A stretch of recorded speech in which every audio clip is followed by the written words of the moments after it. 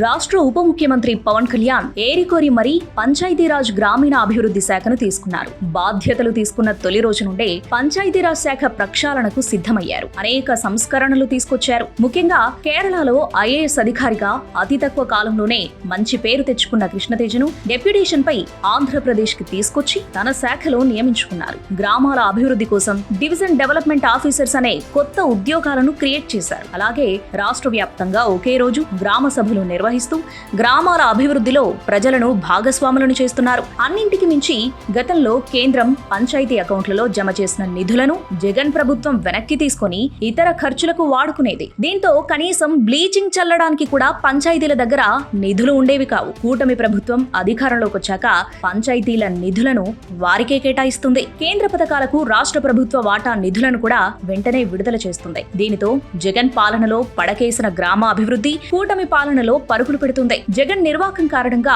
గ్రామీణ అభివృద్ధిలో ఆంధ్రప్రదేశ్ ర్యాంక్ 24వ స్థానానికి పడిపోయింది. కూటమి ప్రభుత్వ పాలన పవన్ కళ్యాణ్ చొరవ వల్ల ఇప్పుడు జాతీయ స్థాయిలో నెంబర్ 1 ర్యాంక్ సాధించింది. అంతేకాదు జాతీయ స్థాయిలో ఒక విభాగంలో ప్రథమ స్థానం, 2 విభాగాల్లో ద్వితీయ స్థానం, మరో 2 విభాగాల్లో తృతీయ స్థానం పొందింది. కొత్తగా ఎన్నికలు జరిగి కూటమి బలపరిచిన సర్పంచ్లు ఎన్నికైతే గ్రామీణ అభివృద్ధి మరింత పరుగులు పెట్టడం ఖాయం. తొలిసారే మంత్రి అయిన పవన్ కళ్యాణ్ పంచాయతీరాజ్ శాఖలో తనదైన ముద్ర వేయడం అభినందనీయం.